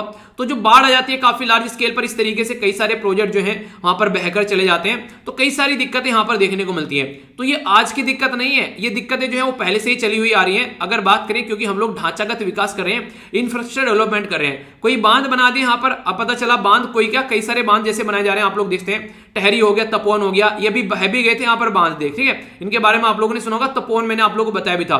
तो ये किस किस रिवर के ऊपर है, जैसे टहरी हो गया ये भागीरथी रिवर के ऊपर हो गया, तपोवन हो गया जैसे यहाँ पर ये धौली जो गंगा रिवर है उसके ऊपर हो गया। तो इसी तरीके से यहाँ पर बात करें तो यहाँ पर विष्णुगढ़ जो हो गया बेसिकली यहाँ पर ये आप लोगों को देखने को मिलेगा अलकनंदा रिवर के ऊपर। संगोली जो है यहाँ पर ये आप लोगों को देखने को मिलेगा मंदाकिनी रिवर के अंदर। पाटा जो है यहाँ पर ये मंदाकिनी रिवर के अंदर। तो इस तरीके से कई सारे आप लोगों से यहाँ पर जो ये क्वेश्चन बन जाते हैं, तो इनके बारे में कई बार रिवर भी मैच करने के लिए आप लोगों से आ जाते हैं यहाँ पर, ठीक है। इसी के साथ में यहाँ पर मध्य महेश्वर जो है यहाँ पर ये पर्टिकुलर रिवर का भी नाम यही है, ठीक है। इसी के साथ में यहाँ पर ये काली गंगा, ये तो काली गंगा रिवर के ऊपर हो गया। तो कई सारे प्रोजेक्ट आप लोगों को देखने को मिलेंगे। ये सारे प्रोजेक्ट का जब एनालिसिस किया गया तो यहाँ पर कई सारी कमेटी है, जैसे कि यहाँ पर बात करें रवि चोपड़ा कमेटी थी यहाँ पर। तो रवि चोपड़ा कमेटी के द्वारा यहाँ पर लगभग 17 मेंबर थे। इनके द्वारा लगभग 24 ऐसे हाइड्रो प्रोजेक्ट थे जिनको यहाँ पर देखा गया, खासकर कहां पर अलकनंदा और भागीरथी रिवर के ऊपर। तो इन्होंने बोला भाई साहब ये काफी बुरी कंडीशन क्रिएट कर देंगे, इस तरीके से अगर इतने सारे प्रोजेक्ट आप लोग लेकर चलोगे तो काफी फर्जाइल है। पहाड़ी तो है, पहाड़ी में से अगर इस तरीके से काट पीट कर चीजें बनाओगे तो जरा सी खिसक गई कल को ले डूबेगी, सब कुछ यहाँ पर तराईमाम हो जाएगा। तो यहाँ पर स्टेट गवर्नमेंट ये बोल रही है कि हम लोग ना भाई साहब 1000 करोड़ रुपए हर साल यहां पर खर्च करते हैं बाहर से बिजली खरीदने में। तो इतना पैसा हमारा बर्बाद हो जाता है, जबकि नेचुरल रिसोर्सेज हमारे पास में अगर इनको यूटिलाइज कर ले तो हम लोग यहां पर दिक्कत का सोल्यूशन कर सकते हैं। तो सोल्यूशन यहां पर ये बोला गया कई सारी जो कमिटीज हैं उनके द्वारा कि ये सारी चीजें साइड में रखो और आप लोग क्या करो, सोलर पैनल के ऊपर फोकस देना स्टार्ट कर दो, तो सोल्यूशन निकल जाएगा। इन्वायरमेंट मिनिस्ट्री के द्वारा दूसरी कमेटी बनाएगी बीपी दास, तो याद रखिएगा बीपी दास और रवि चोपड़ा। तो एक कमेटी जो थी क्या सा एरिया है यहाँ पर उसके चलते बनाई गई थी। कई बार कई सारी कमेटी के भी नाम आप लोगों से पूछ ले जाते हैं, तो कंफ्यूजन आना नहीं है कि हाँ ये कहां से कमेटी आ गई और क्या हो गया। तो डिटेल में माइंड में क्लियर रहेगा तो चीजें आप लोग अच्छे से अडेप्ट कर पाएंगे। तो यही बातें यहाँ पर बोलने की कोशिश की जा रही है। यानी कहने का मतलब यहाँ पर यह कि देखिए आज की डेट में यार प्रोजेक्ट तो आप लोग लगा सकते हो, पर लेकिन उस एरिया में कितना ज्यादा फर्जाइल है, कितना ज्यादा वहां पर एक तरीके से नहीं बोल सकते कि फिक्स चीजें नहीं है, तो वो भी आप लोग को ध्यान में रख के चलने पड़ेगी ना। कई सारी इंपॉर्टेंट चीजें हैं, इन्वायरमेंट के हिसाब से इंपॉर्टेंट देखने मिलेगी आप लोगों को। अगर बात करें इकोसिस्टम काफी ज्यादा फायदेमंद है, तो फ्री में सर्विस प्रोवाइड कराता है, आप लोगों को अच्छा पानी मिलता है, अच्छी हवा मिलती है, आसपास वाले एरिया को साफ सुथरा रखने का काम करता है। कई बार अगर देखें, अगर बात करें तो आप लोगों को फूड, इरिगेशन, ड्रिंकिंग वाटर ये सर्विस मिलती है इकोसिस्टम से, ठीक है। अगर बात करें आप लोग यहाँ पर क्लाइमेट रेगुलेशन, वाटर क्वालिटी को यहाँ पर मेंटेन रखने का काम करता है। कल्चर के पॉइंट ऑफ से भी रिलीजियस में आप लोगों को देखने को मिलेगा, ये कई सारी चीजें आप लोगों के सामने नजर आती है। सपोर्ट किए जाते हैं यहाँ पर न्यूट्रिशन साइकिल। अगर बात करें यहाँ पर सोयल फॉर्मेशन के बारे में बात करें तो कहीं ना कहीं आप लोग बोल सकते हैं कि इकोसिस्टम की जो सर्विस है वो काफी अच्छी, हम लोग उनको यूज भी करते हैं, पर लेकिन क्या रियलिटी में जो सर्विस है हम लोग ढंग से यूटिलाइज कर पा रहे हैं या फिर इनको बर्बाद कर रहे हैं। अगर पेड़ हम लोग लगाते हैं तो आप लोगों को देखने को मिलेगा वो कार्बन डाइऑक्साइड को तो कंज्यूम करके ऑक्सीजन प्रोवाइड कराते ही कराता है, मिट्टी को भी बांध के रखते हैं, वहां पर मिट्टी कटने के चांसेस काफी कम रहते हैं।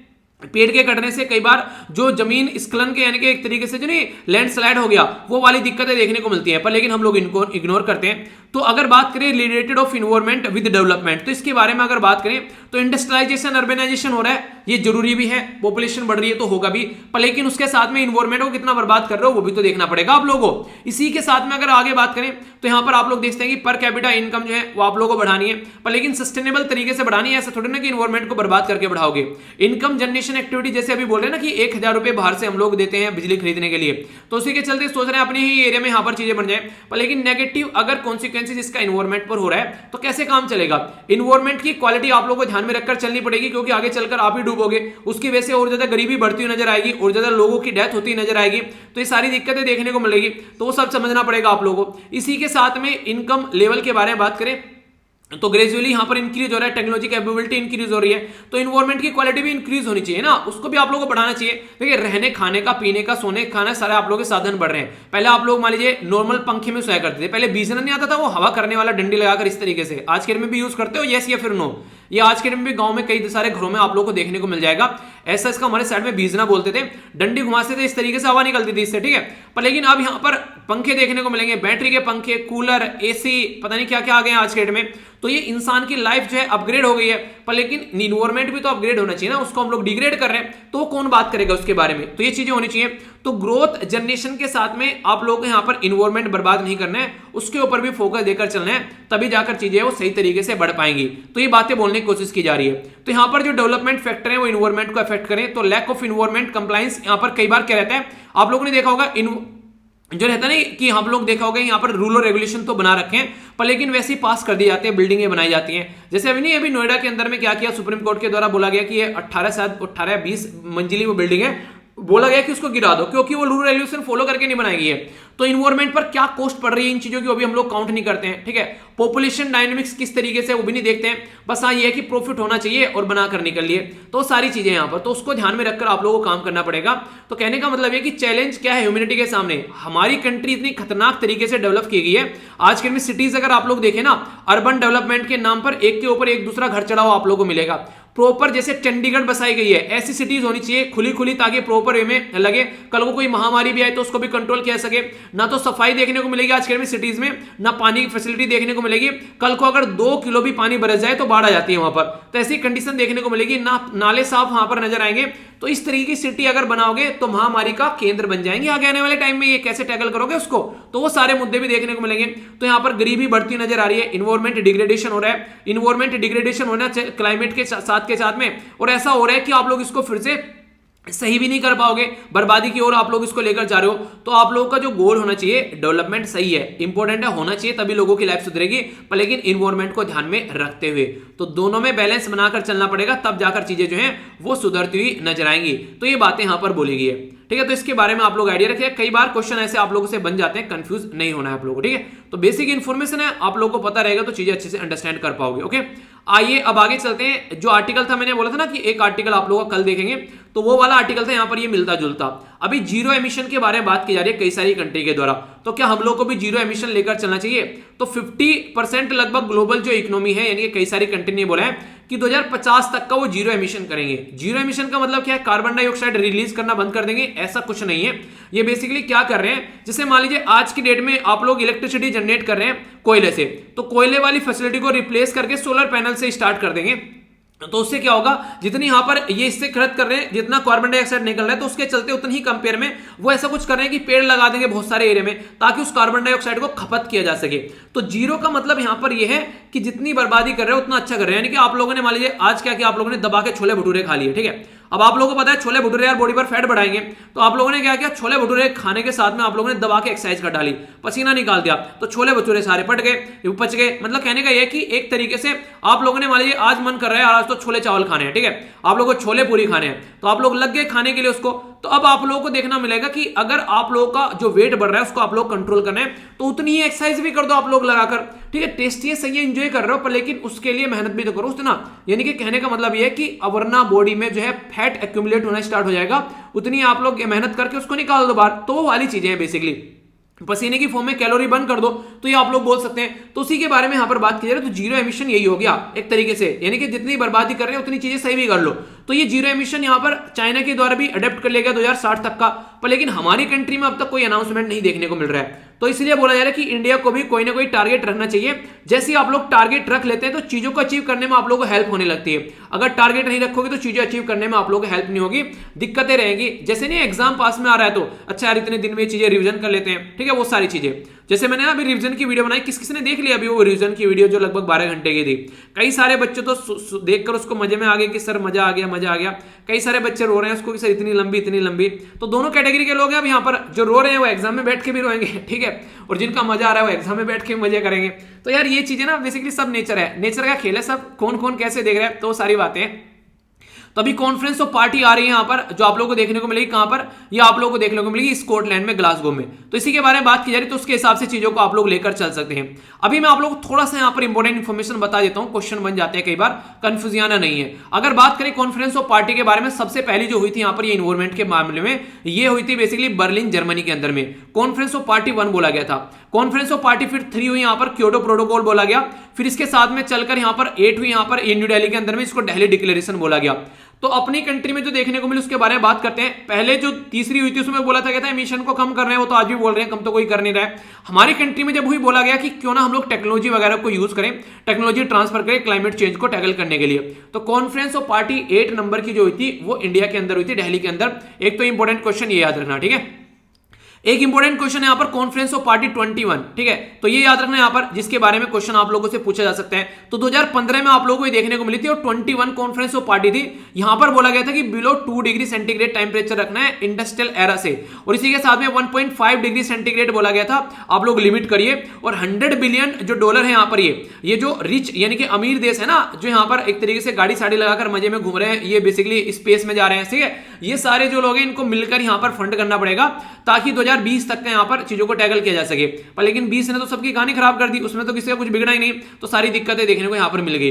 तो अभी यहाँ पर इसको आगे देखते हैं कब तक टैकल करते हैं। तो बोला ये जा रहा है कि अभी जो मीटिंग होने वाली है 26 में, जो बेसिकली नवंबर में जो होगी यहाँ पर 26वीं मीटिंग, उसके ऊपर सबका फोकस है। तो देखते हैं कितने अच्छे से यहाँ पर चीजें इंप्लीमेंट की जाती है। याद रखिएगा कॉन्फ्रेंस ऑफ पार्टीज 21 जो है, अगर क्वेश्चन कोई पूछ ले तो आप लोग भूलना नहीं है और कंफ्यूज भी नहीं होना है। इंटरनेशनल सोलर अलायंस जो है वो यहीं पर ही अनाउंस की गई थी, ठीक है। तो याद रखना फ्रांस के अंदर, पेरिस के अंदर में, जिसका हेडक्वार्टर हमारे देश के अंदर है। कहां पर है? ये गुड़गामा में, ठीक है। तो गुड़गामा ऐसे कहते हैं, कहें कि कहां पे भाई, गुड़गामा में रहते हैं क्या? नहीं, गुरुग्राम में रहते हो क्या? नहीं, गुड़गामा में रहे हैं भाई हम तो। तो इस तरीके से बोलते हैं ना कई बार, ठीक है। देखो यार, हमारे देश में ना सबसे खूबसूरती यही है, हमारे ना लैंग्वेज आप लोग कितनी सारी डिफरेंट देखने को मिलेगी।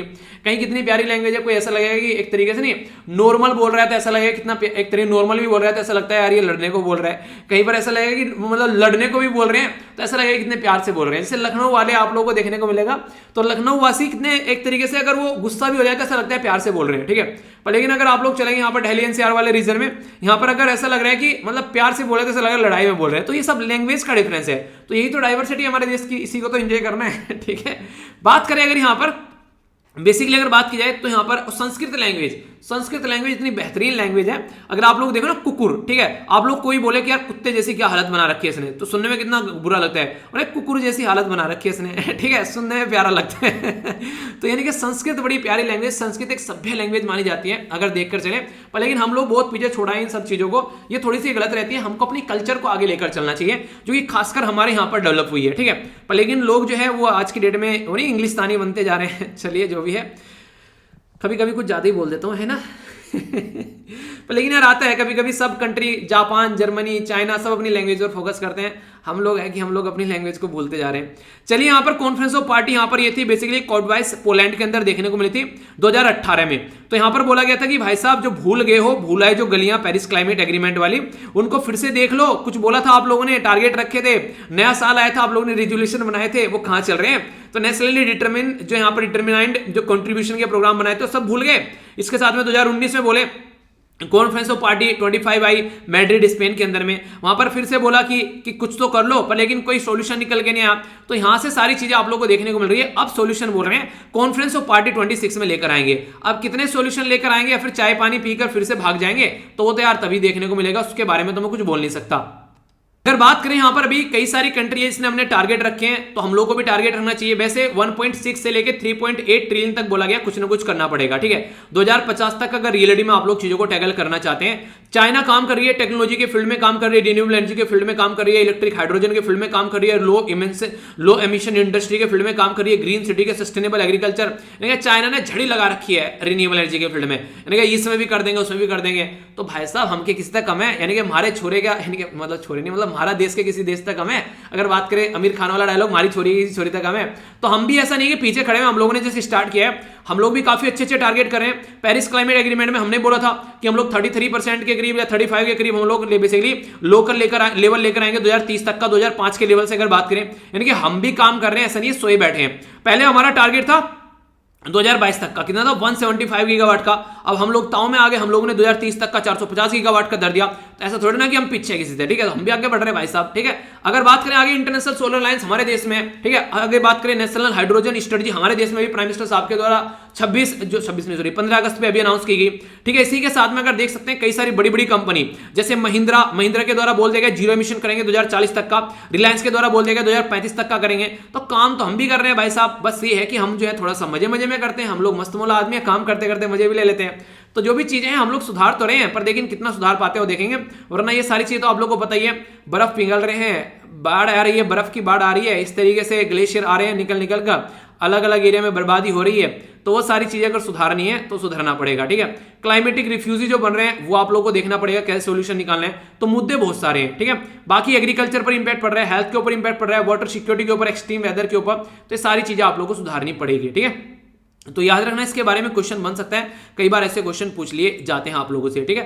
बाकी ये अभी मैंने आप लोगों को बताया था कि छठी रिपोर्ट का एक पार्ट बना दिया गया यहाँ पर, अभी 3 पार्ट और हैं यहाँ पर, 2 पार्ट और हैं वही पब्लिश किए जाएंगे, टोटल 3 पार्ट हैं ये यहाँ पर आईपीसीसी के, ठीक है। आईपीसीसी की फुल फॉर्म बताइए जरिया, ये भी याद होनी चाहिए कम से कम, भूल मत जाना, छोटी छोटी बातें वरना मुर्गा बना दूंगा, ठीक है। 2007 में यहाँ पर नोबेल जो पीस प्राइज यहाँ पर इसको मिला था, यहाँ पर बेसिकली एल गोर के साथ में मिलकर, तो इंपोर्टेंट क्वेश्चन बन जाता है। टारगेट तो है 1.5 का, पर लेकिन क्या रियलिटी में हम लोग अचीव कर पाएंगे, तो वो भी देखने वाली मुद्दे हैं। तो कई सारे मुद्दे हैं यार, देखते हैं कितना अचीव कर पाते हैं, ठीक है। आगे चलते हैं। चीफ जस्टिस ऑफ इंडिया यहाँ पर ये बोल रहे हैं कि यार देखो कम्युनल जो कंटेंट है ऑनलाइन काफी ज्यादा देखने को मिलता है, यानी कि रिलीजन के नाम पर, धर्म के नाम पर चीजों को, या फिर रेस के नाम पर जो चीजें देखने को मिल रही हैं उसका थोड़ा ध्यान रखना पड़ेगा, क्योंकि हर एक इंसान को हक है अपनी जिंदगी को जीने का। तो आज के में अगर बात करें इंफॉर्मेशन टेक्नोलॉजी इंटरमीडिएटरी गाइडलाइन जो डिजिटल एथिक कोड 2021 के लाए गए हमारे देश में, जिसमें बोला गया चीजों को सुधारा जाएगा, तो उसमें बोला गया था ओरिजिन को काउंट किया जाएगा, कहां से निकल कर आ रही है चीजें, तो क्या उसको कितना इंप्लीमेंट कर पा रहे हैं, क्या उससे अभी भी हम लोग चीजों को कंट्रोल कर पाएंगे, तो भी देखने वाले मुद्दे। ऐसा नहीं कि बस बना दी चीजें हम लोग कंट्रोल नहीं कर पा रहे हैं, तो देखने को मिलेगा वो भी अभी चीजें क्या क्या निकल कर आ रही है। अफगानिस्तान ओरिजिन टेरर जो है वो काफी बड़ा कंसर्न है इंडिया के लिए, ये देखने को मिलेगा। अभी अगर बात करें अफगानिस्तान के जो रिफ्यूजी हैं हमारे देश में, वो इस चीज को लेकर काफी ज्यादा प्रोटेस्ट कर रहे हैं यहाँ पर, तो उसके चलते देखते हैं मुद्दा कैसे सुधर कर आता है। अभी फिलहाल यही बात है। बाकी इंडिया का जो एक्सपोर्ट है बोला जा रहा है कि 45% यहाँ पर बेसिकली बढ़ गया है फिलहाल के टाइम पर। इसमें एग्रीकल्चर एक्सपोर्ट काफी बड़ा रोल प्ले कर रहा है, वो तो आप लोगों को पता ही था पहले भी। अभी यहाँ पर एक्सपोर्ट अच्छा खासा जा रहा है, यहाँ पर 33 बिलियन अगस्त के महीने में देखने को मिल रहा है। तो एक्सपोर्ट जिस दिन इंपोर्ट से ज्यादा हो जाएगा, इंपोर्ट हमारा हमेशा ज्यादा रहता है, ठीक है, नॉर्मली देखा जाए तो एक्सपोर्ट इंपोर्ट से ज्यादा हो जाएगा, जिंदगी सुधरना स्टार्ट हो जाएगी देश की, ठीक है। ये तो ये इसके बारे में आप लोग देखते हैं चीजें। बाकी यहाँ पर एक दुखद घटना है, सिद्धार्थ शुक्ला जो एक बिग बॉस के विनर और एक एक्टर भी आप लोग बोल सकते हैं, काफी अच्छे उभरते सितारा, बालिका वधू एक प्रोग्राम आया करता था। कौन कौन देखता था बालिका वधू? अच्छा किस किसने देखा है बताइए आप। चलिए, बहुत फेमस था ये, लगभग मुझे लग रहा है 8 साल चला था, 2008-9 से 2016-17 तक आई थिंक ये चला था, तो काफी लंबे समय तक ये चला। एक आईएएस का रोल प्ले इनके द्वारा उसमें किया गया था। बाकी आगे चलकर बिग बॉस वगैरह और भी कई सारी चीजें देखने को मिली।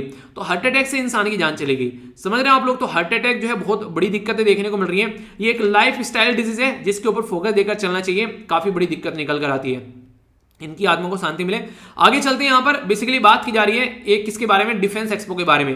क्वेश्चन पूछ लेंगे डिफेंस एक्सपो कहां पर होने वाला है, तो यहाँ पर डिफेंस एक्सपो जो है यहाँ पर गुजरात में देखने को मिलेगा, केवड़िया वाले रीजन में, ठीक है। तो यहाँ पर ये 10 मार्च से लेके 13 मार्च तक चलेगा बेसिकली 2022 में। तो डिफेंस इंडस्ट्री जो है वो यहाँ पर इसको ऑर्गेनाइज कराती है। इसमें 2 चीजें देखने को मिलती है, एक तो हम लोग दिखाते हैं कि हम लोग कितना तैयार है चीजों को लेकर, हमारे कंट्री में क्या क्या चीजें डेवलप की जा रही है, और दूसरा लगे लगे प्रमोशन भी हो जाता है, हम लोग को क्या क्या बेचना है, अगर कोई अगर खरीदना चाहता है तो भी हम लोग कर लेते हैं। तो आम के आम और गुठलियों के दाम आप लोग बोल सकते हैं, ठीक है।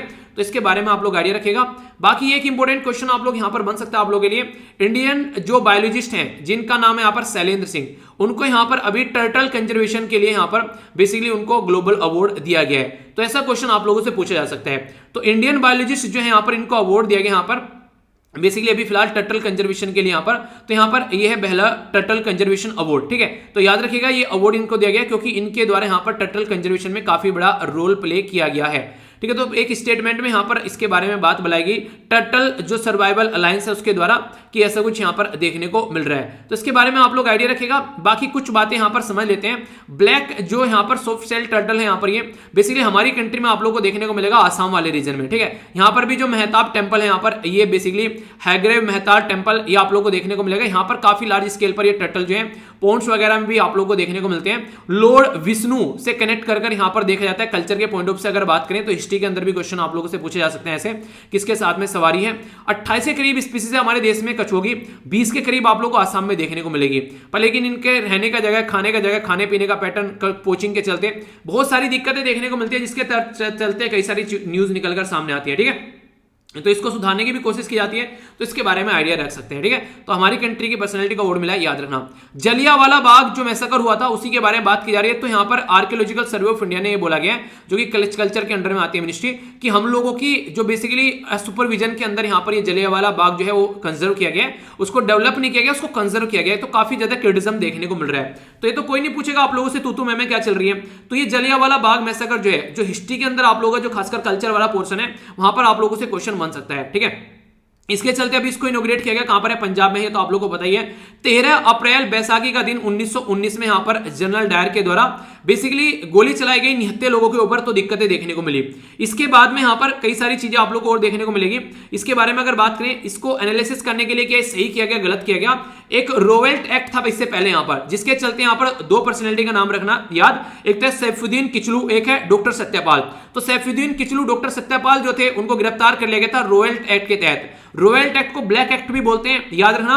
ये वही एक्ट है जिसमें बिना झट मंगनी पड़ भी आप, इनके बिना लोगों के ऊपर कार्रवाई किए, बिना किसी रीजन के उठाकर जेल में डाल दिया, तो इसलिए इसको ब्लैक कानून बोला गया था। इसी के चलते यहां पर प्रोटेस्ट कर रहे थे जब दो लीडर को गिरफ्तार कर लिया गया, तो ये चीजें देखने को मिलेगी। तो यहां पर लोगों के ऊपर गोली बरसाई गई, ये जो प्रोटेस्ट कर रहे थे यहां पर, ये सारी चीजें हैं। इससे पहले यहां पर अगर बात करें जलियांवाला बाग के बारे में, अगर बात करें आप लोग यहां पर, तो महात्मा गांधी जी के द्वारा यहां पर जो टाइटल उनको केसरी हिंद का दिया गया था, वो भी यहां पर उनके द्वारा रिटर्न कर दिया गया था। ठीक है, क्योंकि यहां पर हरकतें इनकी देखने को मिली अंग्रेजों की, वो की नागवार यहां पर देखने को मिली, तो ये याद रखेगा। और लॉर्ड चांसफोर्ड जो वायसराय यहां पर हुआ करते थे, जिस टाइम पर यहां पर ये सारी हरकतें देखने को मिली। ठीक है, तो इसके बारे में कई सारी पूछ ली जाती है। इसको जो जलियांवाला बाग था, इसका एनालिसिस करने के लिए फिर 6 महीने बाद लगभग, यानी कि अप्रैल में हुआ, अप्रैल, मई, जून, जुलाई, अगस्त, सितंबर, अक्टूबर। ठीक है, तो यह क्या हो गया, अप्रैल, चलिए अप्रैल चला गया, मई, जून, जुलाई, अगस्त, सितंबर, अक्टूबर, तो लगभग 6 महीने बाद यहां पर इनके द्वारा एक कमीशन बना गया, जिसका नाम रखा गया हंटर कमीशन। तो हंटर कमीशन के द्वारा एनालिसिस किया गया यहां पर, और एक तरीके से बस क्या था, बस जो यहां पर वो पर्सन था उसको वहां पर रिजाइन दे दिया, कोई ऐसा कुछ चला तो नहीं वहां पर। तो ये कई सारी चीजें हैं यहां पर। हंटर कमीशन जब यहां पर निकल कर आया, तो सारी चीजें यहां पर मतलब यही है कि यार देखो अपने को कौन वहां पर, वो बस ये है कि उसको एक तरीके से अप्रिशिएट ही किया जा रहा था, कोई ऐसा सोल्यूशन तो निकल के आया नहीं। ठीक है, तो ये बातें हैं। तो आर्कियोलॉजिकल सर्वे ऑफ इंडिया के बारे में अगर बात करूं, तो आर्कियोलॉजिकल सर्वे ऑफ इंडिया एक ऐसी ऑर्गेनाइजेशन है हमारी कंट्री में, जो कि बेसिकली कल्चर को सहेजने का काम करती है। इंपॉर्टेंट बात यह है कि 1861 में इसको बनाया गया था। एक तो इंपॉर्टेंट बात यह है, अलेक्जेंडर कनिंगम जो थे वो इसके फर्स्ट डायरेक्टर जनरल थे, जो आप लोगों को याद रखना है। तो डिपार्टमेंट ऑफ कल्चर के अंडर में यहां पर ही आती है। तो ये बेसिक इंफॉर्मेशन है, क्वेश्चन बन जाए तो कंफ्यूज नहीं होना है। ठीक है, तालिबान के बारे में अगर बात की है, तो तालिबान जो है वो गवर्नमेंट बनाने की तह पर पहुंच चुके हैं। तो देखते हैं गवर्नमेंट बनाते हैं किस तरीके चलाते हैं। 26 लोगों की जान जा चुकी है। ईदा, तो ईदा ये आप लोगों को देखने को मिलेगा। ईदा क्या है, हुरिकेन। ठीक है, तो यूएसए वाले रीजन में आप लोगों को देखने को मिल रहा है, हुरिकेन बोल देते हैं। साइक्लोन बोल देंगे बेसिकली इंडिया वाले रीजन में, टाइफोन यहां पर, और विली विली बोल देते हैं ऑस्ट्रेलिया वाले रीजन में। तो याद रखना यहां पर ये ट्रॉपिकल रीजन में आप लोगों को ये सारी चीजें देखने को मिलती है। बाकी मैंने आप लोगों को बताया था कि यहाँ पर डिप्रेशन, डीप डिप्रेशन, साइक्लोन, ये साइक्लोनिक स्टॉर्म, ये सारी कैटेगरी डिवाइड की जाती है इंडियन मेट्रोलॉजिकल डिपार्टमेंट के द्वारा अगर बात करें इनकी स्पीड के बेस पर। ठीक है, लोवेस्ट यहाँ पर जो होता है वो 51 से नीचे, और 220 से ऊपर यहाँ पर हाईएस्ट, जिसको सुपर साइक्लोन बोलते हैं। तो कई बार क्वेश्चन बन जाता है, तो कंफ्यूजन आप लोगों को नहीं है। ठीक है, आइए अब जो क्वेश्चन पूछे उनका आंसर देख लेते हैं। यहाँ पर क्वेश्चन पूछा मैंने यहाँ पर बेसिकली पिंडारी ग्लेशियर के बारे में, तो याद रखना इसका आंसर क्या है, इसका आंसर है ए। ठीक है, तो ये आप लोग याद रखते हैं, यहाँ पर ये हो गया एग्जैक्ट पिंडारी, ये गंगोत्री हो गया। ठीक है, तो क्वेश्चन बन जाते हैं कई बार यहाँ पर, तो याद रखिएगा इसके बारे में। आगे ये जो क्वेश्चन पूछा था, इसमें मैंने पूछा था कि इनकरेक्ट पूछा था, तो इनकरेक्ट क्या यहाँ पर सी है। ठीक है, तो याद रखने का फर्स्ट, और जो यहाँ पर ये है ये इनकरेक्ट है, सी आप लोग यहाँ पर देख सकते हैं। तो यहाँ क्या है, मतलब एक तरीके से अगर आप लोगों से पूछ जाए, तो यहाँ पर जो ये पैसा 1 लाख करोड़ जो रुपए हैं यहाँ पर ये फाइनेंशियल ये इंस्टीट्यूशन प्रोवाइड कराएंगे, और सेंट्रल सेक्टर स्कीम है, और ऐसा नहीं कि इंटरेस्ट फ्री है, इंटरेस्ट सबवेंशन है, इनकी छूट है, फ्री नहीं है। ठीक है, ये बात बोली जा रही है। तो यहाँ पर एग्रीकल्चर इंफ्रास्ट्रक्चर फंड जो है यहाँ पर 2020 से लेकर 2019 तक का टारगेट है कि ढांचागत कैसे कैसे विकास हम लोग को करना है, तो उसके लिए यहाँ पर ये फंड तैयार किया गया था। तो आंसर क्या हो गया, आंसर हो गया सी। तो ये था टोटल आज का डिस्कशन। मैं आशा करता हूं आप लोगों ने शानदार तरीके से इसको एंजॉय किया होगा, तो इसके बारे में आप लोग आइडिया रखिएगा। तो नेक्स्ट लेक्चर में मिलता हूं। अगर लेक्चर पसंद आता है तो ही आप लोगों को लाइक करना है, पसंद नहीं आता तो डिसलाइक करके जाना है फीडबैक के तौर पर। ठीक है, पीडीएफ यहां से जाकर डाउनलोड कर लेना, फ्री ऑफ कॉस्ट आप लोग को मिल जाएगी। और 10 में से कितना मार्क्स देंगे जरूर बताना आप लोग इस लेक्चर को। 1 सेकंड लगती है यार ये सारे काम करने में, तो ये कम से कम फीडबैक जरूर दिया करो, ठीक है। लगता है आप लोगों को फायदा पहुंचा रहा है तो दूसरों तक भी आप लोग ये लेक्चर पहुंचा सकते हैं, फिर दूसरों को खुद पढ़ा सकते हैं, रिवीजन आप लोग का हो जाएगा। नेक्स्ट लेक्चर में मिलता हूं, बड़ों को नमस्ते, छोटों को प्यार, छोटी सी लाइफ एंजॉय करो यार, तब तक के लिए जय हिंद।